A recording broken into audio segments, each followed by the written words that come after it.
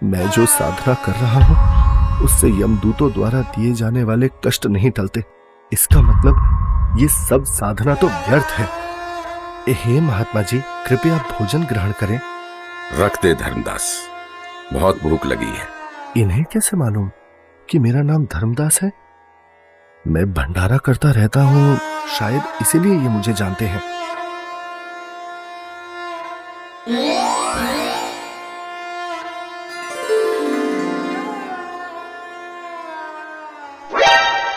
आप तो वही महात्मा जी हो।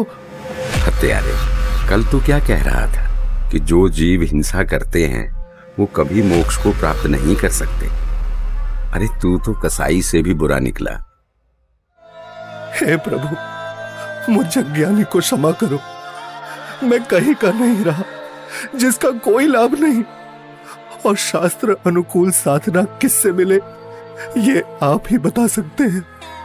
मैं आपसे पूर्ण आध्यात्मिक ज्ञान सुनने का इच्छुक हूं। कृपया मुझ अज्ञानी पर दया करके मुझ पापी को वो तत्व ज्ञान सुनाए भगवान, जिससे मेरा मोक्ष हो सके। ठीक है धर्मदास, अब सुनो। आप एकादशी का व्रत करते हो, जबकि श्रीमद् भगवद गीता अध्याय 6 श्लोक 16 में पढ़ा है कि हे अर्जुन, ये योग यानी भक्ति ना तो अधिक खाने वाले की और ना बिल्कुल ना खाने वाले अर्थात व्रत रखने वाले की, ना अधिक सोने वाले की तथा ना अधिक जागने वाले की सफल होती। इस श्लोक में व्रत रखना पूर्ण रूप से मना है धर्मदास। फिर देख अपनी गीता खोलकर।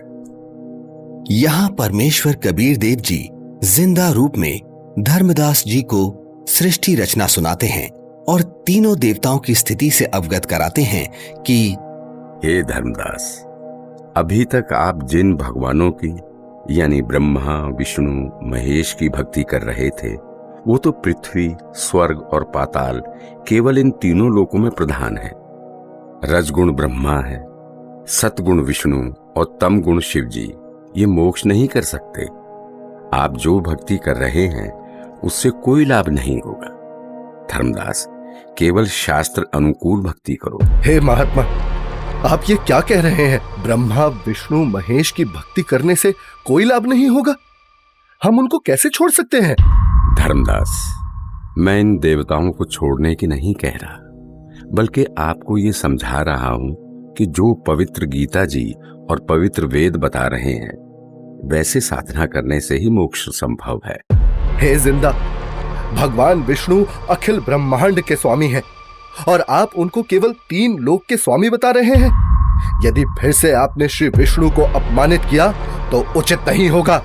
मूर्ख के समझावते ज्ञान गाठी का जाए, कोयला होत न उजला, भावे 100 मन साबुन लाए।